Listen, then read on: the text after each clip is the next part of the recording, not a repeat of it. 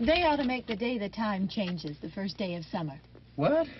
Well, it's 8 o'clock and it's still light. A lot of good the extra daylight does us. Now, we've still got a 3-hour drive back. We're not going to be home until after midnight. Well, if it really bugged you, Johnny, you wouldn't do it. You think I want to blow Sunday on a scene like this? You know, I figure we're either going to have to move Mother out here or move the grave into Pittsburgh. She can't make a trip like this. Oh, I don't know that she can. Is there any of that candy left? No. Look at this thing. We still remember. I don't. You know, I don't even remember what the man looks like. Johnny, it takes you 5 minutes. Yeah, 5 minutes to put the wreath on the grave and 6 hours to drive back and forth. Mother wants to remember, so we trot 200 miles into the country and she stays at home. Well, we're here, John, all right? Test. We're back on? Oh.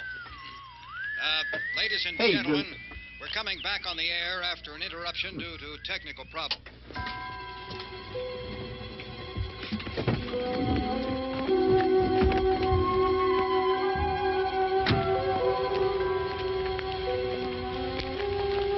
There's nothing wrong with the radio. Must have been the station. Which row is it in?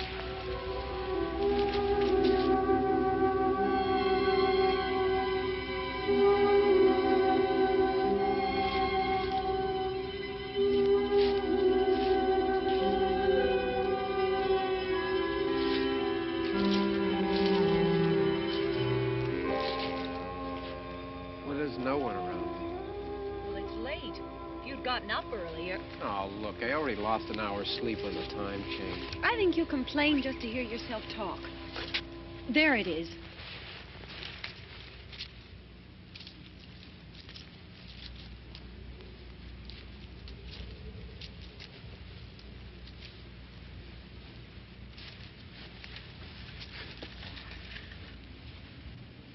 I wonder what happened to the one from last year.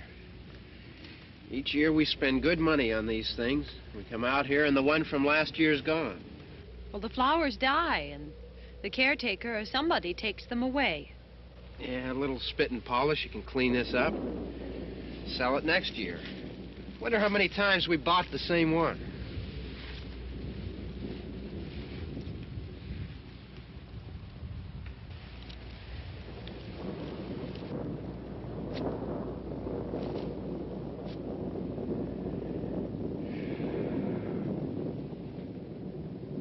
Hey, come on, Barb. Church was this morning, huh?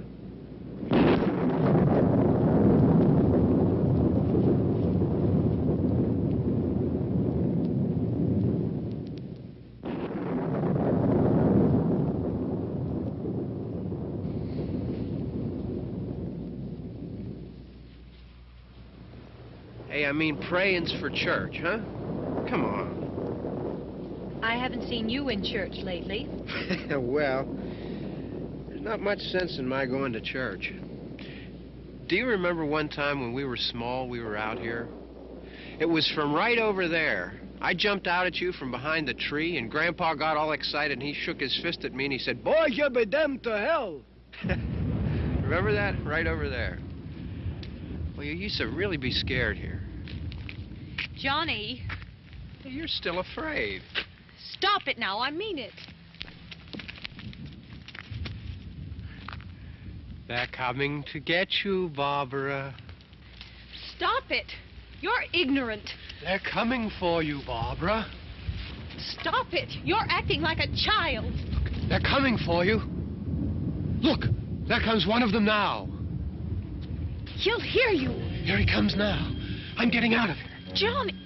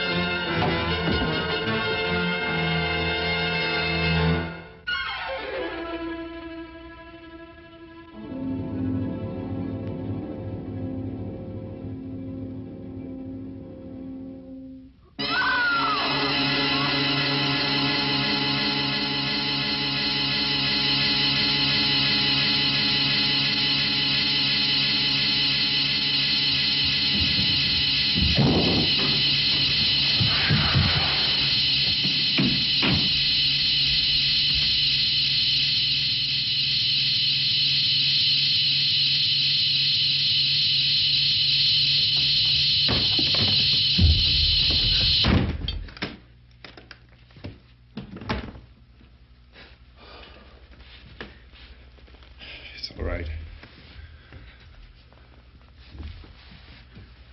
Don't worry about him. I can handle him. Probably be a lot more of them as soon as they find out about us.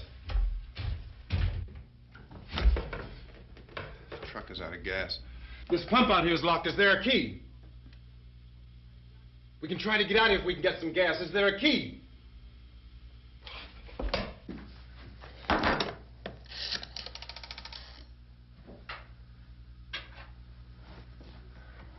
suppose you've tried this.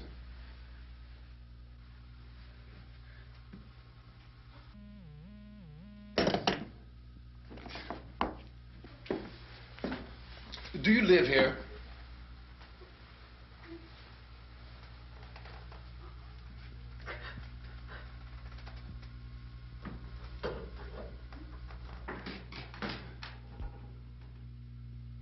Jesus.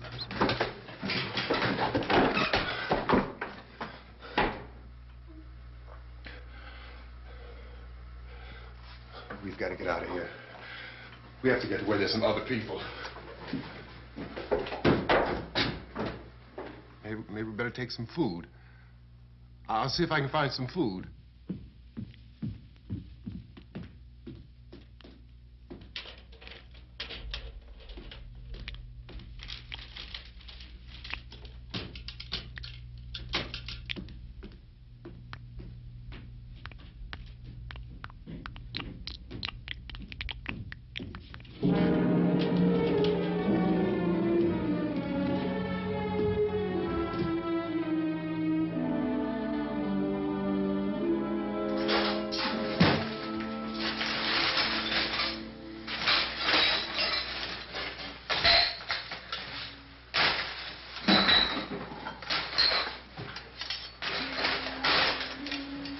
What's happening? Oh, you think it's happening? What's happening?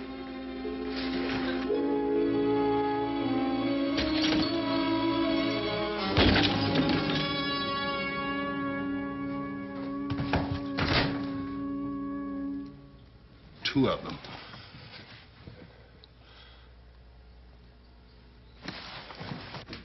There are two of them out there. Have you seen any more around here? I can take care of those two. I don't I know you're afraid, but we have to... I don't know! Don't know! What's happening?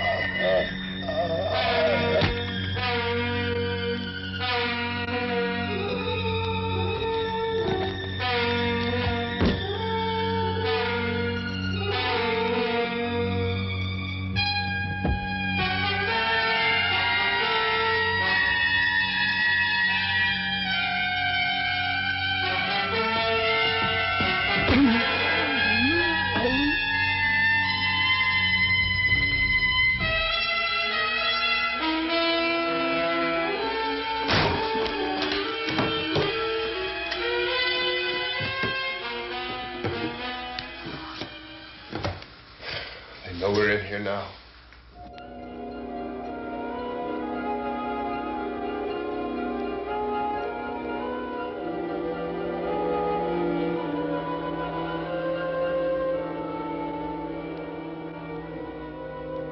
Don't look at it.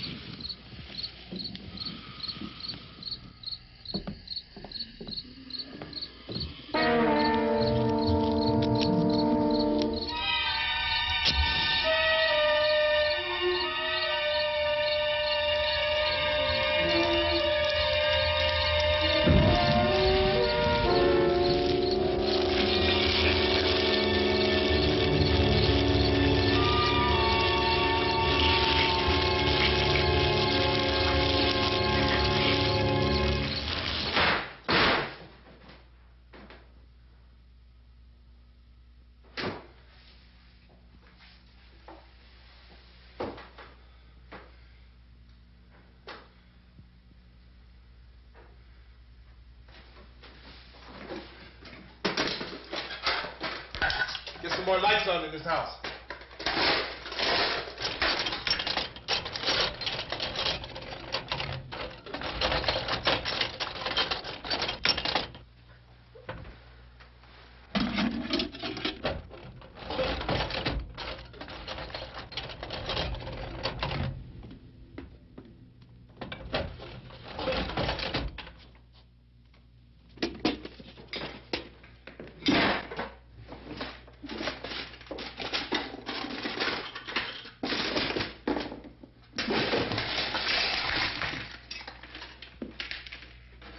Why don't you see if you can find some wood, some board, something there by the fireplace, something we can nail this place up.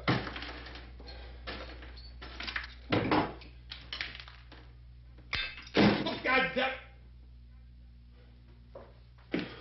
Look, I know you're afraid. I'm afraid too. But we have to try to board the house up together. Now, I'm going to board up the windows and the doors. Do you understand? We'll be all right here. We'll be all right here until someone comes to rescue us. But we'll have to work together. You'll have to help me. Now, I want you to go in and get some wood so I can board the place up. Do you understand? Okay? Okay?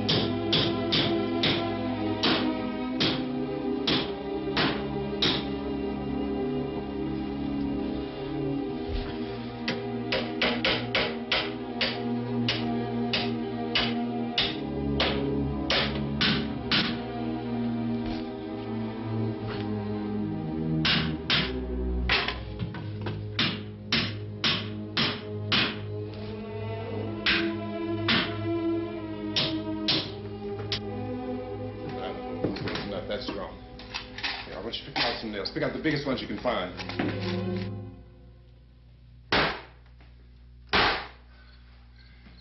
There, this room looks pretty secure.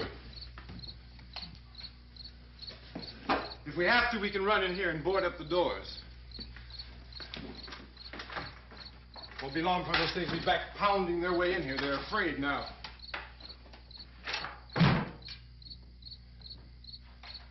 They're afraid of fire. I found that out.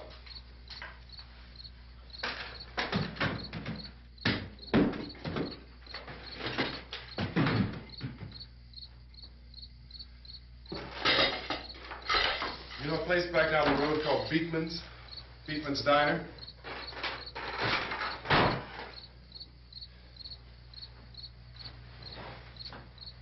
Anyhow, that's where I found that truck I have out there. There's a radio in the truck. I had jumped in to listen to it when a big gasoline truck came screaming right across the road with there must have been 10, 15 of those things chasing after it, grabbing and holding on. Now, I didn't see them at first. I could just see that the truck was moving in a funny way. And those things were catching up to it. The truck went right across the road. Slammed on my brakes to keep from hitting it myself. It went right through the guardrail.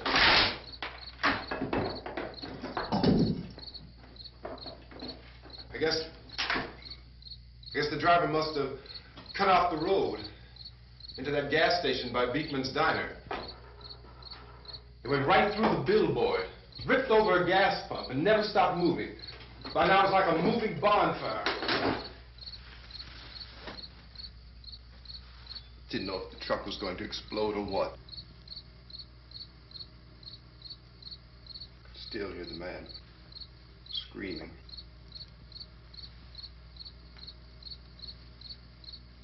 This thing is just backing away from it.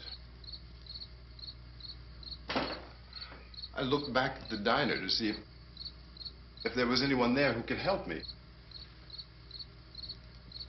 That was when I noticed that the entire place had been encircled. There wasn't a sign of life left except... By now there were no more screams. I realized that I was alone with 50 or 60 of those things, just standing there, staring at me. I started to drive. I just plowed right through them. They didn't move. They didn't run or just stood there, staring at me. Just wanted to crush them. They scattered through the air like bugs. We were riding in the cemetery, Johnny and me. Johnny.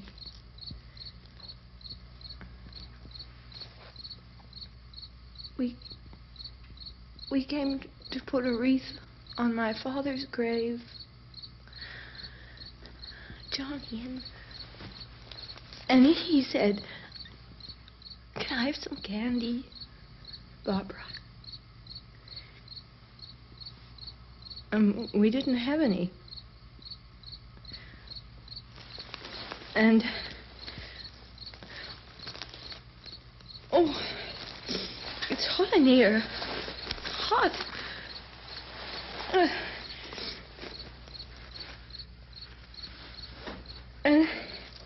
And he said, "Oh, it's late. Why did we start so late?" And I said, "Johnny, if you'd gotten up earlier, we wouldn't be late." Johnny asked me if I were afraid. And I said, "I'm not afraid, Johnny." And then this man started walking up the road. He came slowly And Johnny kept teasing me and saying, "He's coming to get you, Barbara." And I laughed at him and said, "Johnny, stop it." And then Johnny ran away. And I went up to this man, and I was going to apologize. Why don't you just keep calm? And I looked up, and I said, "Goody." And he grabbed me. He grabbed me, and he ripped at me. He held me, and he ripped at my clothes. I think you should just calm down. Oh, I screamed, "Johnny! Johnny, help me! Oh, help me!" And he wouldn't let me go. He ripped. And then Johnny came and he ran and he fought this man. And I got so afraid. I ran.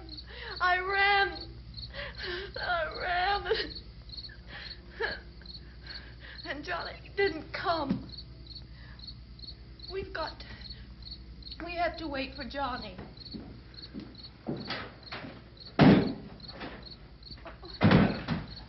Maybe we better go out and get him. We have to go out and get Johnny.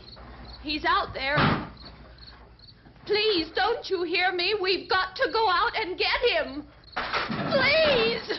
We have got to go get Johnny! Please help me! Please! Don't you know what's going on out there? This is no Sunday school picnic. Don't you understand? My brother is alone! Your brother is dead. No! My brother is not dead! Oh. Oh.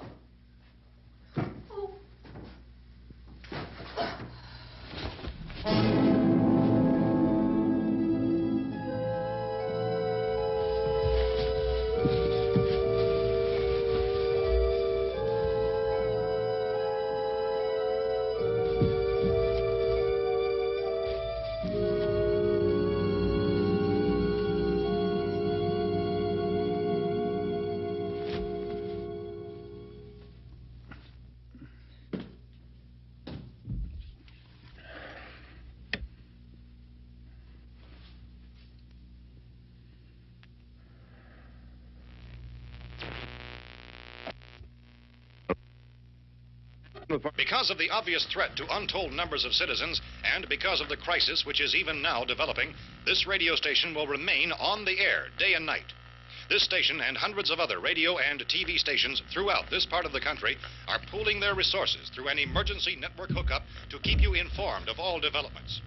At this hour, we repeat, these are the facts as we know them. There is an epidemic of mass murder being committed by a virtual army of unidentified assassins. The murders are taking place in villages, cities, rural homes, and suburbs with no apparent pattern or reason for the slayings. It seems to be a sudden, general explosion of mass homicide. We have some descriptions of the assassins. Eyewitnesses say they are ordinary-looking people. Some say they appear to be in a kind of trance. Others describe them as being...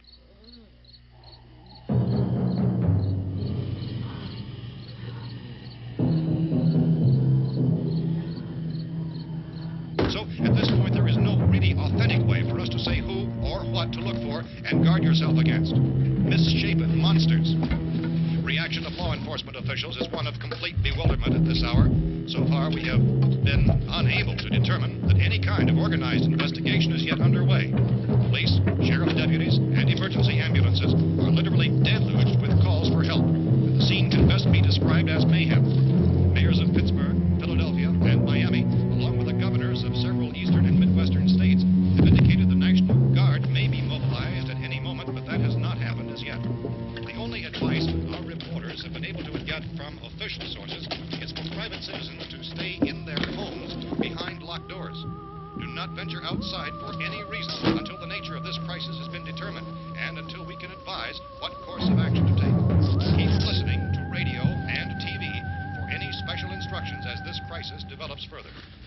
Thousands of office and factory workers are being urged to stay at their places of employment, not to make any attempt to get to their homes. However, in spite of this urging and warning, streets and highways are packed with frantic people trying to reach their families or apparently to flee just anywhere. We repeat, the safest course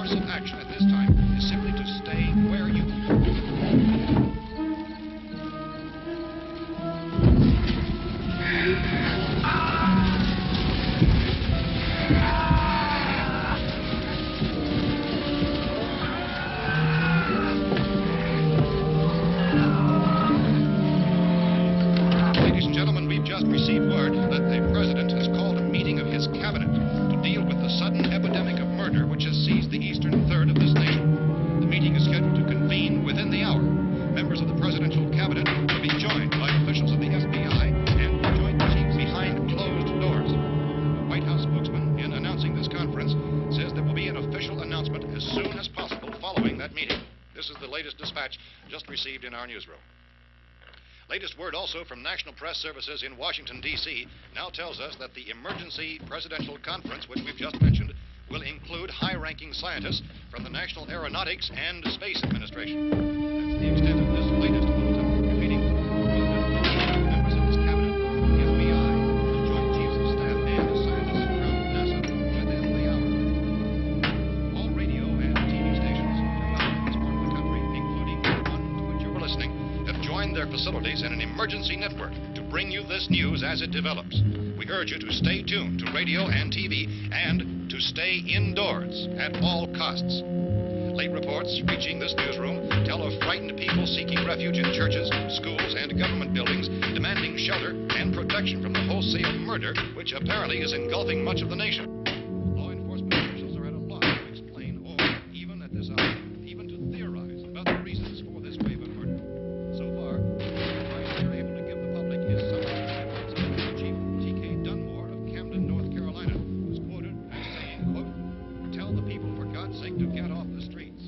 Tell them to go home and lock their doors and windows up tight. We don't know what kind of murder-happy characters we have here." End quote. This Chief Dunmore of Camden, North Carolina. So far, the only descriptions, the only clues anyone has of the killers come from frightened witnesses of some of the slayings. These eyewitness accounts variously describe the murderers as ordinary-looking people, misshapen monsters, people who look like they're in a trance, and things that look like people but act like animals. Some eyewitnesses tell of seeing victims who look as though they had been torn apart. This whole ghastly story began developing 2 days ago with the report of the slaying of a family of 7 in their rural home near Gulfport, Virginia. Since then, reports of such senseless killings began snowballing in a reign of terror which has hopscotched in an erratic, disconnected manner throughout much of the eastern and midwestern United States. Efforts to keep track of the murder reports by the placing of markers on a map seem to indicate a general spreading of the extreme southeastern United States from the north and west. Our newsmen have been on the telephone talking with officials in other cities and have determined that none of this kind of mass murder has yet been reported west of the Mississippi River, except in the extreme southeastern portion of Texas. Similar killings have been reported around the Houston and Galveston areas, but nothing like I found a gun and some bullets out there. It was only late yesterday Oh, that and it these. first became clear we were facing some kind of national emergency. When first reports began filtering in, newsmen and law enforcement agencies were of the opinion This that place is nothing boarded up pretty solid now. in nature. However, as these We ought to be all right here for a while. increasing dramatically, it was soon apparent that We this have the was gun something and more than the bullets. usual run of lawlessness. Food and the Some radio. officials began to suspect an obscure kind of conspiracy. Sooner or later, someone's Things as bound to come and get us out. creatures from outer space. So again, we join with law enforcement agencies in urging you to seek shelter in a building. Lock the doors and windows securely. Hey, that's us. We're doing all right. Be cautious of any suspicious strangers. And keep tuned to your radio and television for survival instructions and further details of this continuing story. Look, I don't know if you're hearing me, Goes on in the absence of any law. but I'm going upstairs now.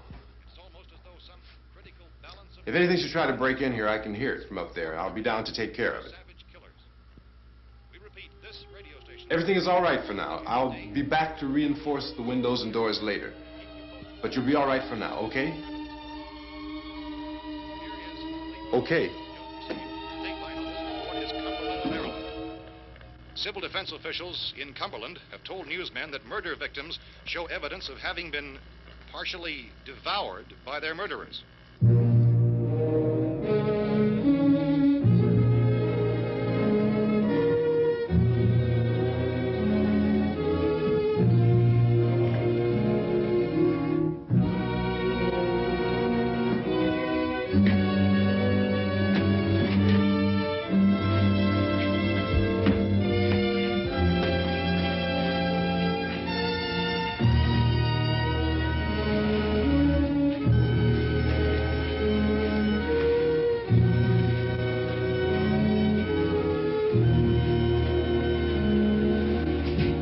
Consistent reports from witnesses to the effect that people who acted as though they were in a kind of trance were killing and eating their victims prompted authorities to examine the bodies of some of the victims.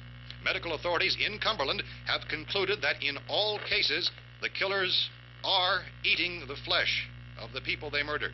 Repeating this latest bulletin just received moments ago from Cumberland, Maryland, civil defense authorities have told newsmen that murder victims show evidence of having been partially devoured by their murderers. Medical examination of victims' bodies shows conclusively that the killers are eating the flesh of the people they kill. And so this incredible story becomes more ghastly with each report. It's difficult to imagine such a thing actually happening, but these are the reports we have been receiving and passing on to you, reports which have been verified as completely as is possible in this confused situation. It is happening, and it would appear that no one is safe from this wave of mass murder.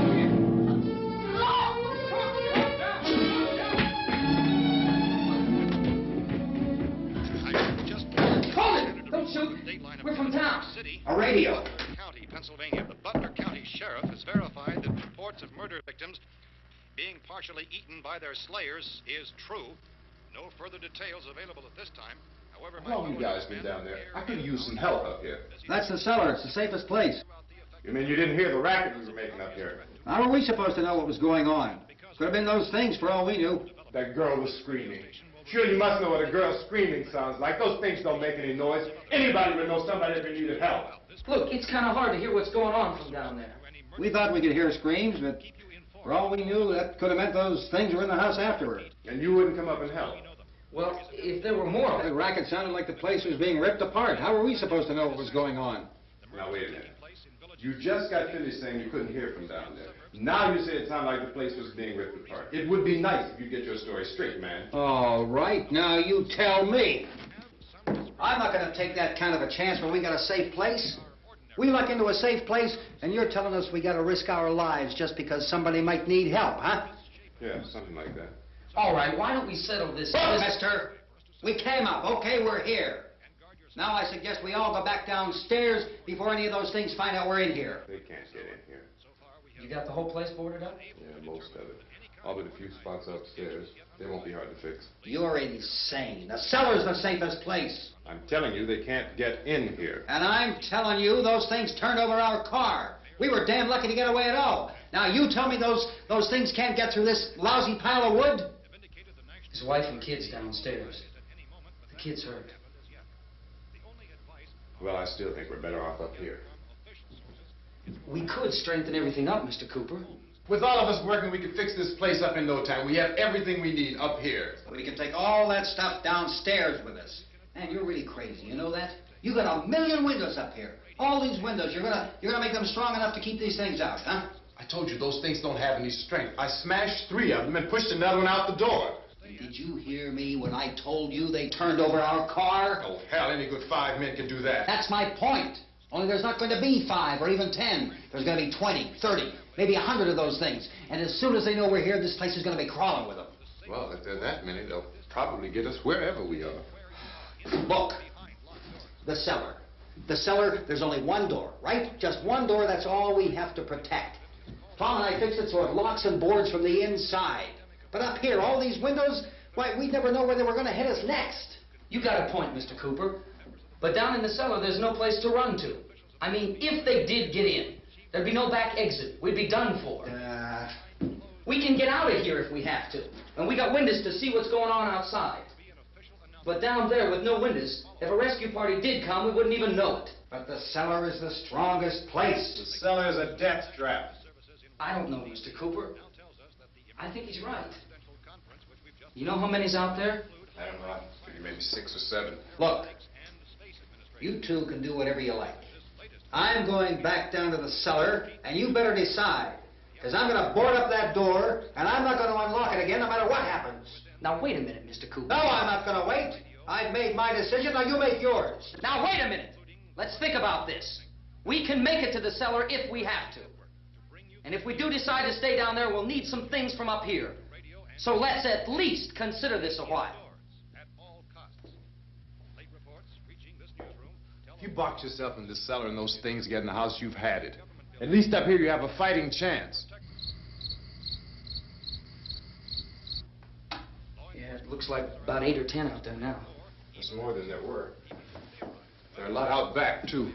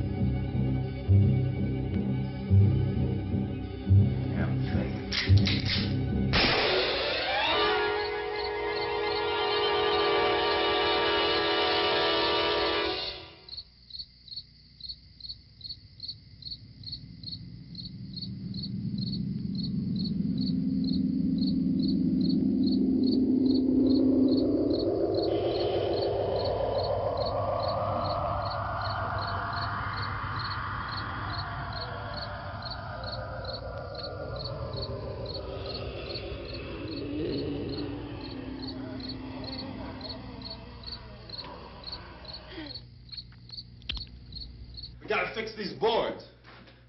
You're crazy. Those things are going to be at every window and door in this place. We've got to get down into the cellar. Go down in your damn cellar. Get out of here! I'm taking the girl with me. You leave her here. Keep your hands off her. And everything else that's up here, too. Because if I stay up here, I'm fighting for everything up here. And the radio and the food is part of what I'm fighting for. Now, if you're going down the cellar, get. The man's insane. He's insane. We've got to have food down there. We've got a right. This is your house. We've got a right. You going down there with him? Well, Yes or no? This is your last chance. No beating around the bush. Listen, I got a kid down there. She can't possibly... I couldn't bring her up here. She can't possibly take all the racket and those things smashing through the windows. Well, you're her father. If you're stupid enough to go die in that trap, that's your business. However, I am not stupid enough to follow you. It is tough for the kid that her old man is so stupid. Now, you get the hell down in the cellar. You can be the boss down there. I'm boss up here. You bastards. You know, I won't open this door again. I mean it. Mr. Cooper, with your help, we could... With my help. Let him go, man. His mind is made up. Just let him go. Wait a minute. Judy, come on up here, honey.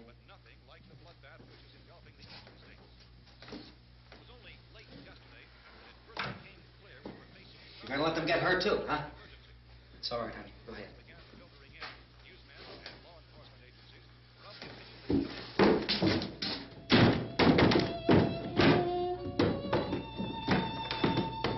If we stick together, man, we can fix it up real good. There's lots of places we can run to up here. Mr. Cooper, we'd all be a lot better off if all three of us were working together. Hey. Hey, kid.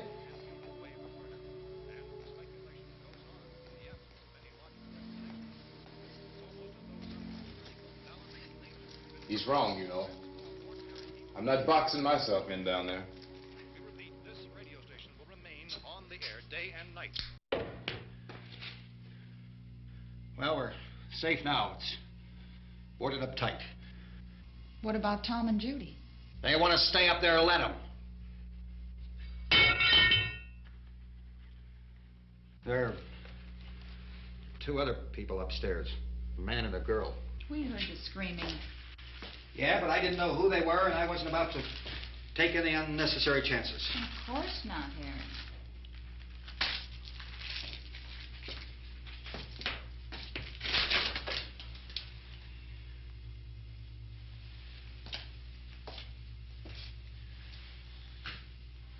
Is she all right? I don't know what it is. She feels warm. Maybe it's shock. Where'd you get the bandage? Some laundry in a basket. I tore a sheet.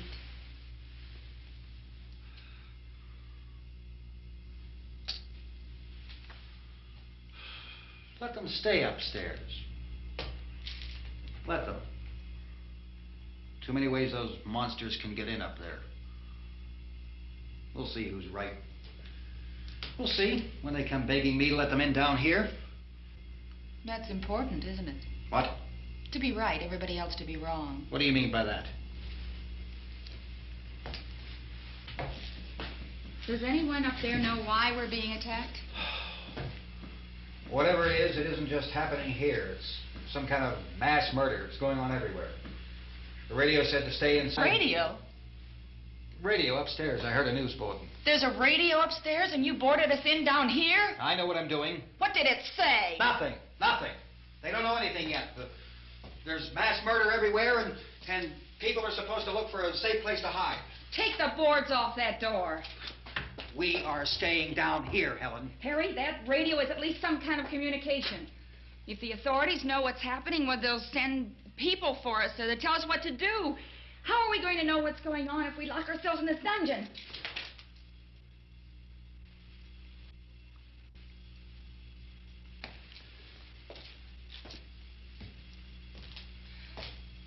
We may not enjoy living together, but dying together isn't going to solve anything. Those people aren't our enemies. Mr. Cooper! Mr. Cooper, Ben found a television set upstairs. go up. Tom? If Judy would come downstairs for a few minutes, Harry and I could come upstairs. Okay, yeah, right away. Will you do it? Do I have to? Look, honey, nothing's gonna get done with them down there and us up here. Do this for me. Okay. Okay, open up.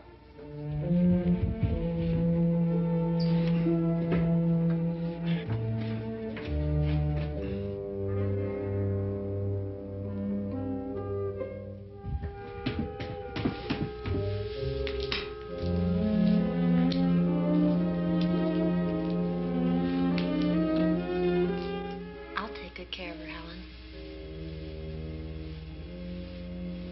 She's all I have. Why don't you go upstairs now?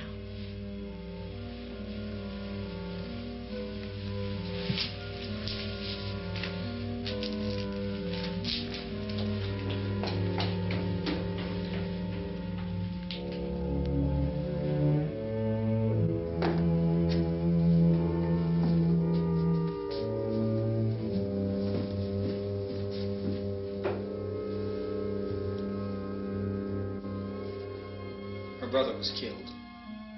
Hey, give me a hand with this thing. I gotta go help Ben with the television.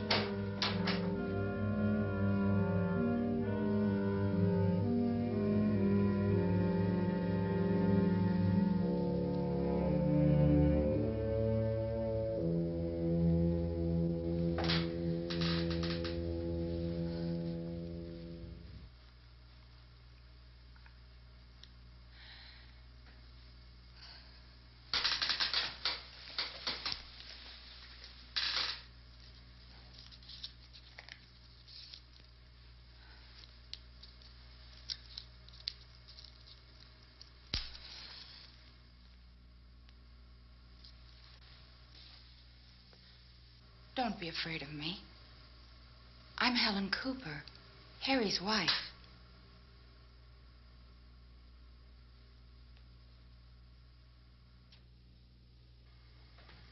This place is ridiculous.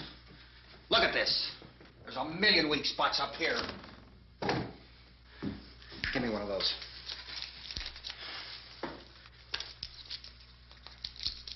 Her brother was killed.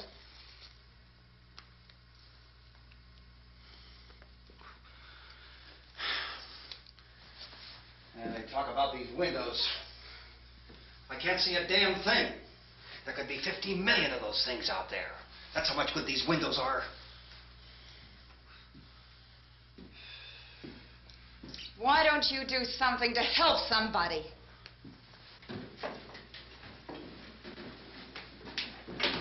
Here I have it. Drag a couple of those chairs together.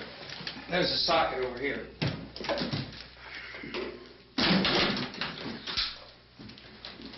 You better watch this and try to understand what's going on. I don't want anyone's life on my hands. Is there anything I can do to help? I don't want to hear any more from you, mister. If you stay up here, you take orders from me. And that includes leaving the girl alone. It's on, it's on. There's no sound. Play with the rabbit ears. Reports, incredible as they seem, are not the results of mass hysteria. Mass hysteria. What do they think? We're imagining all this? Shut up! In all parts of the country. The wave of murder which is sweeping the eastern third of the nation is being committed by creatures who feast upon the flesh of their victims. First eyewitness accounts of this grisly development came from people who were understandably frightened and almost incoherent. Officials and newsmen at first discounted those eyewitness descriptions as being beyond belief. However, the reports persisted, and medical examinations of some of the victims bore out the fact that they had been partially devoured. I think we have some late word just arriving, and I'll interrupt to bring this to you. This is the latest disclosure in a report from National Civil Defense Headquarters in Washington. It has been established that persons who have recently died have been returning to life and committing acts of murder. A widespread investigation of reports from funeral homes, morgues, and hospitals has concluded that the unburied dead are coming back to life and seeking human victims. It's hard for us here to believe what we're reporting to you, but it does seem to be a fact. When this emergency first began, radio and television was advising people to stay inside, behind locked doors for safety. Well, that situation has now changed, and we're able to report a definite course of action for you. Civil defense machinery has been organized to provide rescue stations with food, shelter, medical treatment, and protection by armed National Guardsmen. Stay tuned to the broadcasting stations in your local area for this list of rescue stations. This list will be repeated throughout our news coverage. Look for the name of the rescue station nearest you and make your way to that location as soon as possible. So we have that truck. We can get some gas, we can get out of here. There's a pump out by the shed. I know, that's why I pulled in here, but it's locked. Called this afternoon by the President. Since convening this conference of the Presidential Cabinet, the FBI, the Joint Chiefs of Staff, the CIA has not produced any public information. Why are space experts being consulted about an earthbound emergency? So far, all the betting on the answer to that question centers on the recent Explorer satellite shot to Venus. That satellite, you'll recall, started back to Earth, but never got here. That's the space vehicle which orbited Venus and then was purposely destroyed by NASA when scientists discovered it was carrying a mysterious high-level radiation with it. Could that radiation be somehow responsible for the wholesale murders we're now suffering? Newsman Don Quinn in Washington has posed those questions. It's obvious our best move is to try to get out of here. How are you going to get over to that pump? Look! You're coming from a meeting regarding the explosion of the Venus probe, is that right? Yes, that was the subject of the meeting. You feel there is a connection between this and the phenomenon? There's a definite connection. In other words, you feel that the radiation on the Venus probe is enough to cause these mutations? There was a very high degree of radiation. Well, just a minute. I'm not sure that that's certain at all. I don't think that has been logical irrefutably explanation that proved. we have at this time. In other words, it is the military's viewpoint that the radiation is not the cause of the mutation. I can't speak for the entire military at this time, gentlemen. This seems to I be... must disagree with these gentlemen presently until this is irrefutably proved. everything is being done that can be done. We'll have to hurry for our next meeting. Professor, you feel that there is a definite connection between a definite connection as far as Dr. Keller and myself. Doctor, please. I thought we decided that is not proved yet.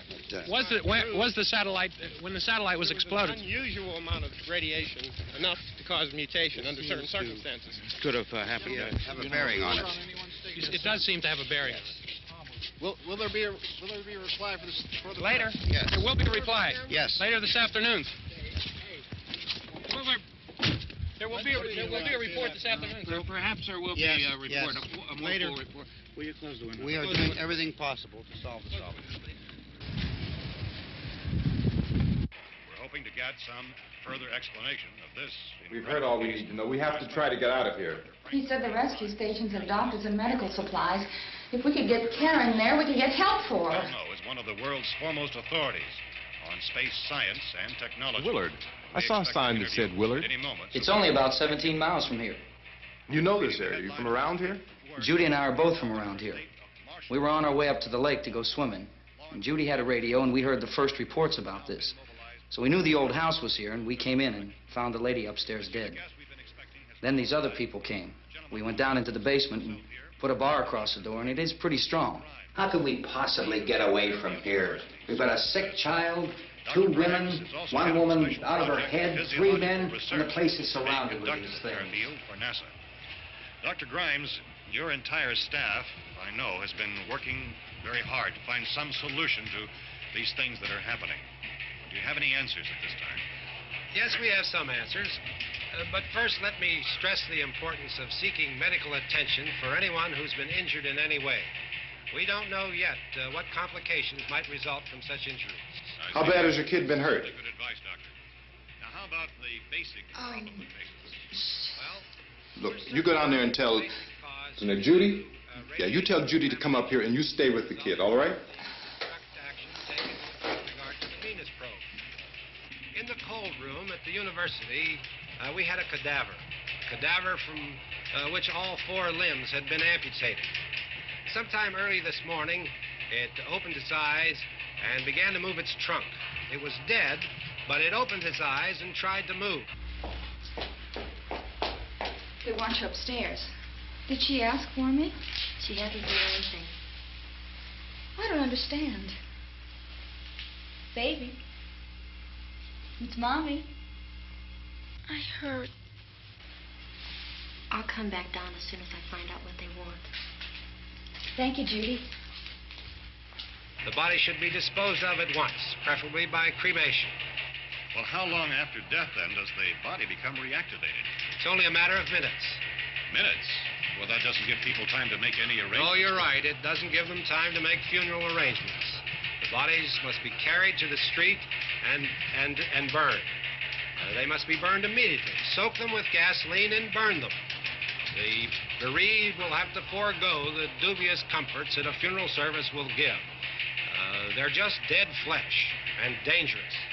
I see. Judy, I need you to find some bedspreads or sheets to tear up into small strips, okay? Is there a fruit cellar here? Yes. We need some bottles or jars to make Molotov cocktails and hold them up while we try to escape. Hey, there's a big can of kerosene down there. I'll see what I can find. I'll look for the bottles. There's a big key ring down there. There may be a key to the gas pump on it. I'll check. We can toss the cocktails from a window upstairs. Meantime, a couple of us can go out and try to get the gas and come back for the rest of the people. But that'll leave a door open someplace. Yeah, that's right. It better be this door.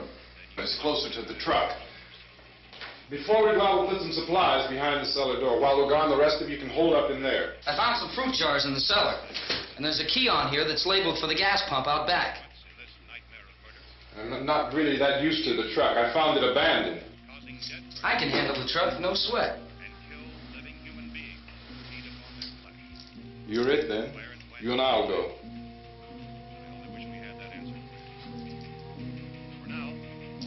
We'll put whatever lumber we find behind the cellar door. You can go upstairs and toss the cocktails from a window. Tom, you and I will have to unboard this door. After you toss the cocktails, you hustle back down here and lock this door. It's no good to board it up because we'll have to get back in quickly. After we get the gas and get back into the house, then we'll worry about getting everybody into the truck. Now let's move it. No place to flee for safety, except to the rescue stations which have been set up. Indications are that before this emergency is over, we will need many, many more such rescue stations.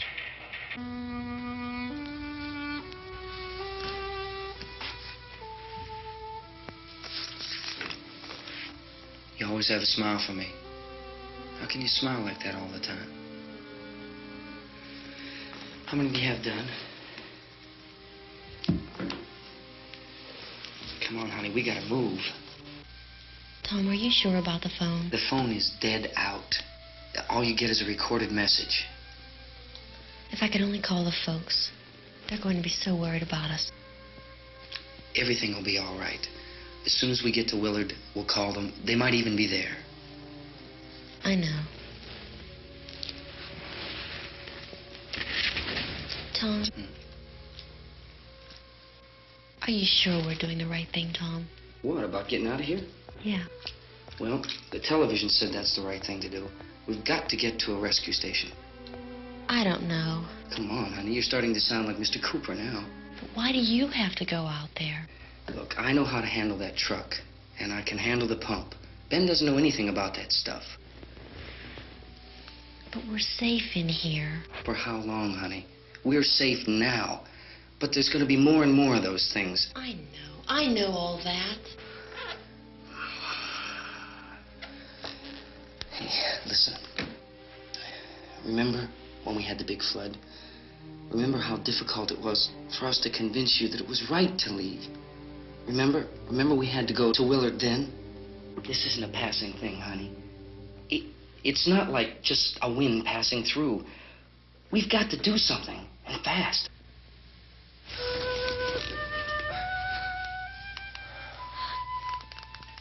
I just don't want you to go out there, that's all.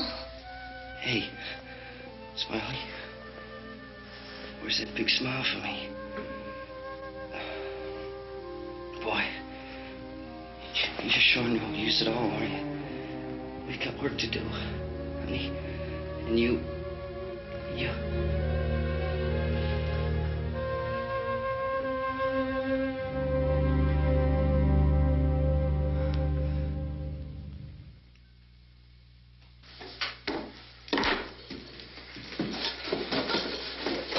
We better get her downstairs. We have to go downstairs now, Barbara. She's right. You have to go downstairs now, just for a little while, until we get back. Then we can all leave. Oh, I'd like to leave. Yes.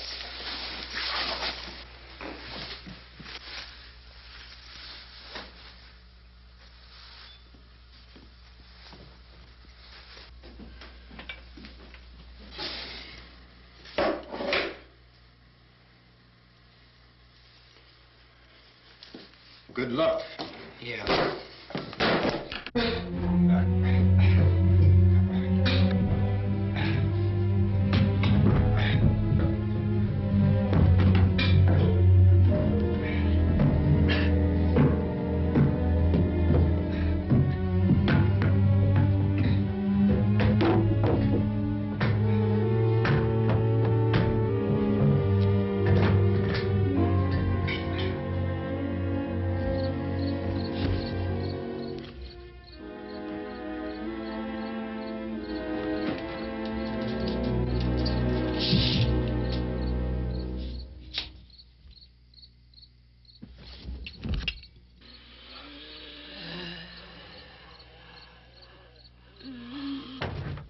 You ready upstairs? Yeah. Okay, toss 'em.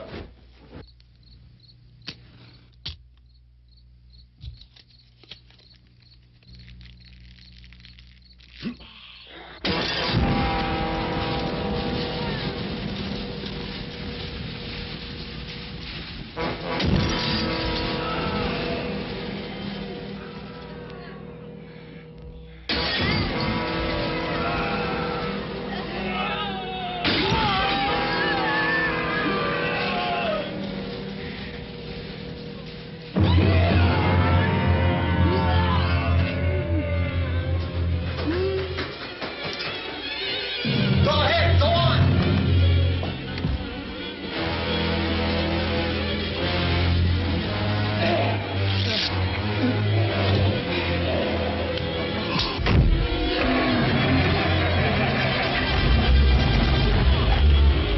I'm going with her. Get back in the cellar. I'm going. It's too late.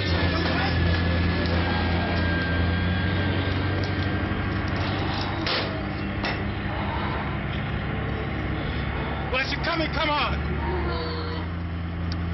Get in.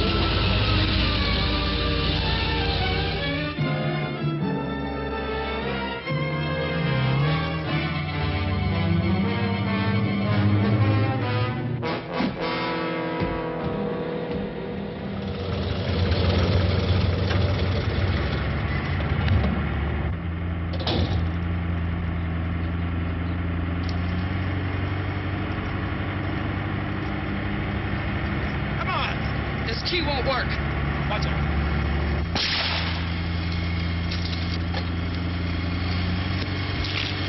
Watch the torch.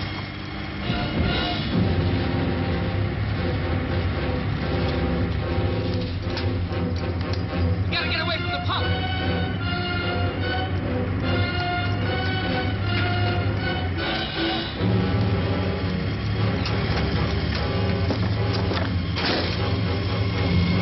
Hang on.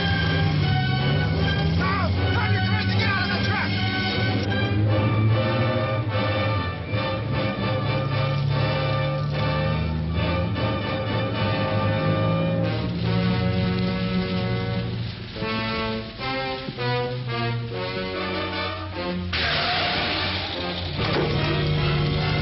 Let's get out of here. Come on, come on. My jacket's caught.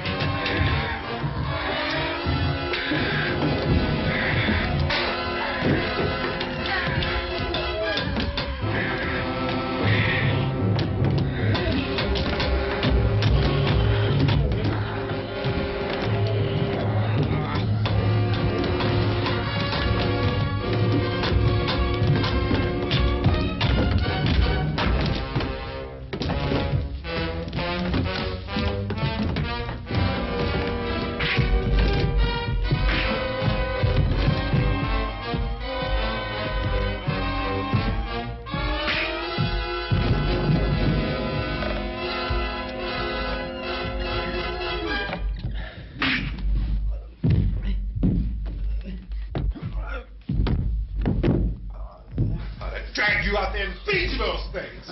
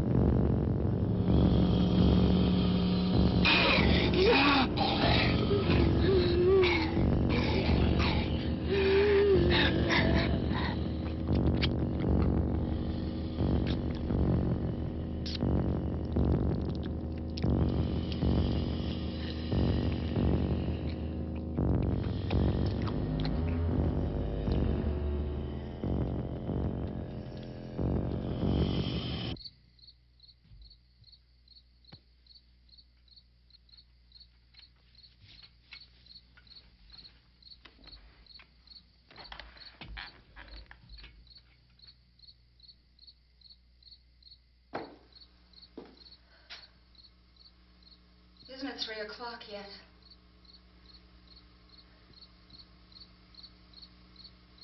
There's supposed to be another broadcast at 3 o'clock. 10 minutes. Oh, only 10 more minutes? We don't have very long to wait. We can leave. Well, we'd better leave soon. It's 10 minutes to 3.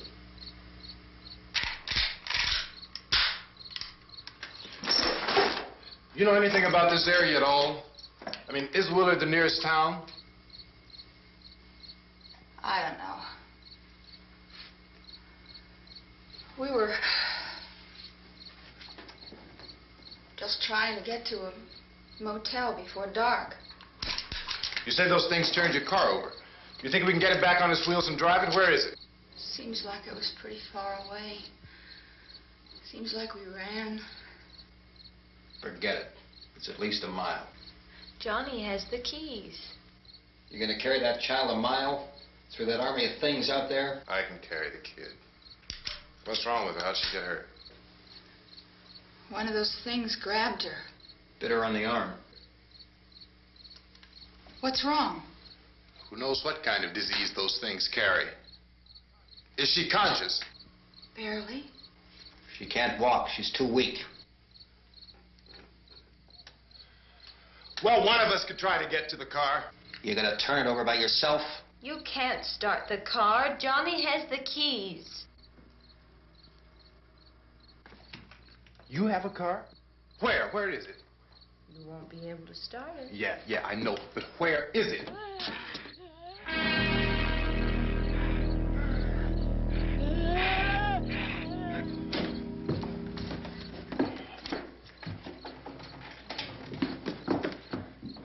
Good Lord.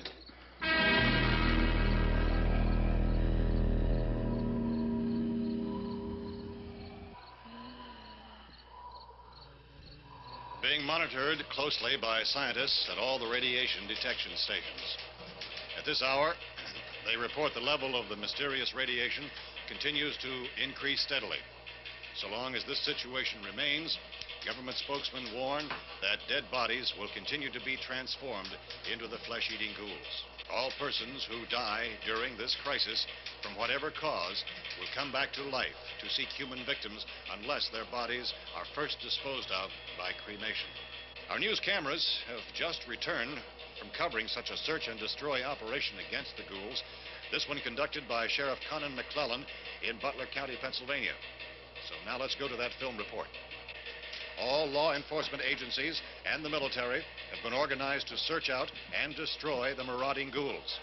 The Survival Command Center at the Pentagon has disclosed that a ghoul can be killed by a shot in the head or a heavy blow to the skull. Officials are quoted as explaining that since the brain of a ghoul has been activated by the radiation, the plan is kill the brain and you kill the ghoul. Want anything from the supply wagon, Cuss? No, we're all right. Hey, Cass, put that thing all the way in the fire. We don't want it getting up again. All right, I got you. Chief McClellan, how's everything going? Oh, things aren't going too bad. Men are taking it pretty good. You want to get on the other side of the road over there? Chief, do you think we'll be able to defeat these things? Well, we killed 19 of them today right in this area. Those last 3 we caught trying to claw their way into an abandoned shed. They must have thought somebody was in there. There wasn't, though. We heard them making all kind of noise. We came over and beat them off, blasted them down. Chief, as soon as you're finished, can I see you here? Yeah, okay. Chief, if I were surrounded by 6 or 8 of these things, would I stand a chance with them? Well, there's no problem. If you had a gun, shoot them in the head. That's a sure way to kill them. If you don't, get yourself a club or a torch. Beat them or burn them. They go up pretty easy. Well, Chief McClellan, how long do you think it will take you until you get the situation under control? Well, that's pretty hard to say. We don't know how many of them there are. We know when we find them, we can kill them. Are they slow-moving, Chief? Yeah, they're dead. They're all messed up. Well, in time, would you say you ought to be able to wrap this up in 24 hours? Well, we don't really know. We know we'll be into it most of the night, probably into the early morning. We're working our way toward Willard, and we'll team up with the National Guard over there, and then we'll be able to give a more definite view. Thank you very much, Chief McClellan. This is Bill Cardill, WIC TV 11 News. Thank you, Bill, for that report. Official spokesman declined to speculate just how long it may take to kill off all the flesh eaters, so long as the heavy rain...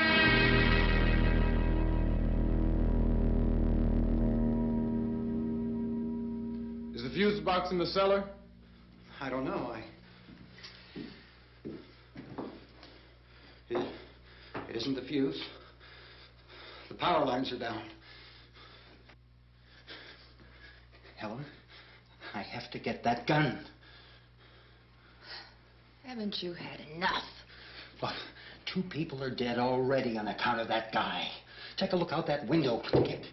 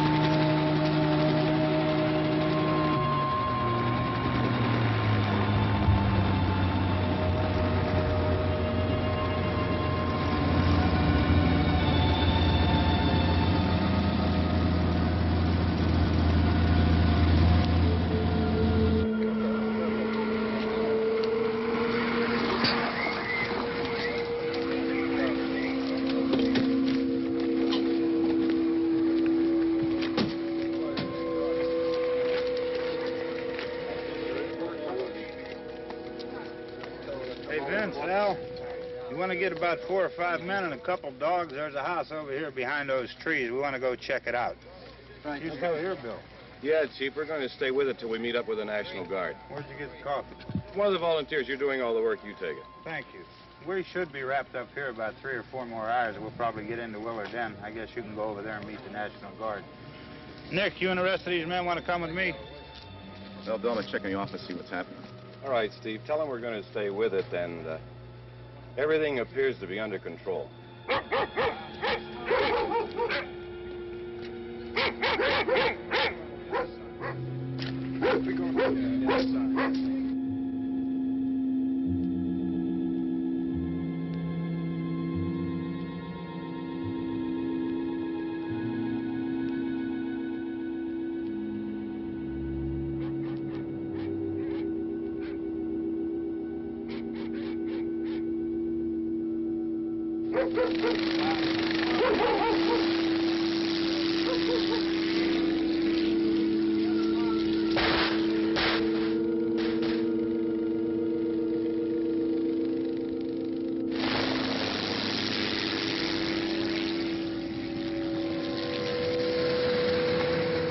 Down there by the barn. Okay. Some of these guys can follow the wagon down. I only need a few men to check out the house.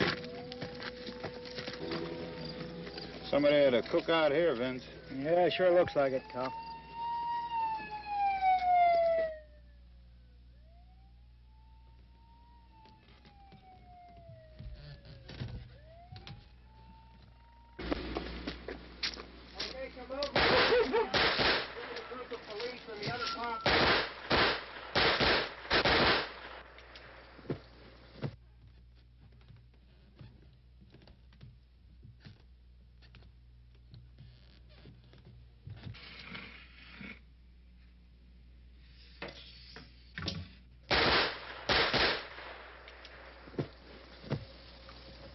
He's the dead one. Get up here.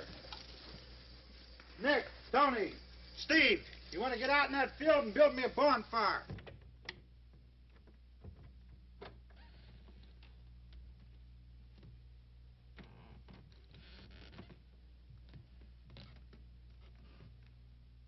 You, drag that out of here and throw it on the fire. Nothing down here. All right, go ahead down and give him a hand. Let's go check out the house, man. There's something there. I heard a noise.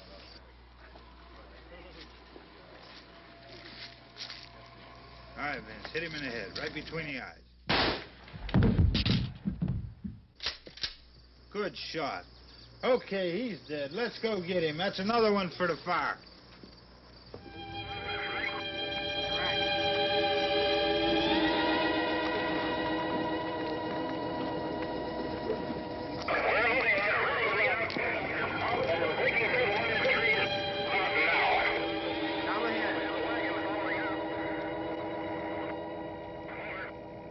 Send the wagon through directly out. Over. More torches. Keep those dogs back off of those things.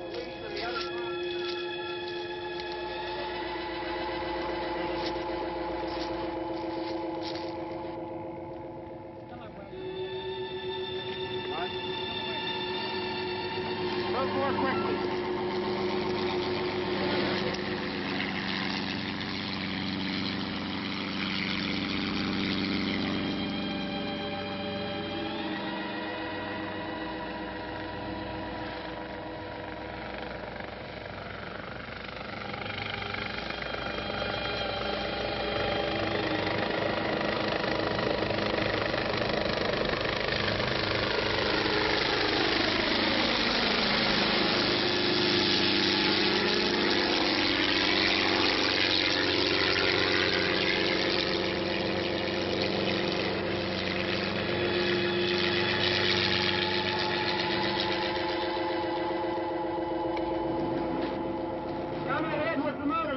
Please.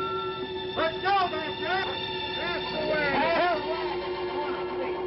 Hey, Randy, light these torches over here. People in the back, way in the back.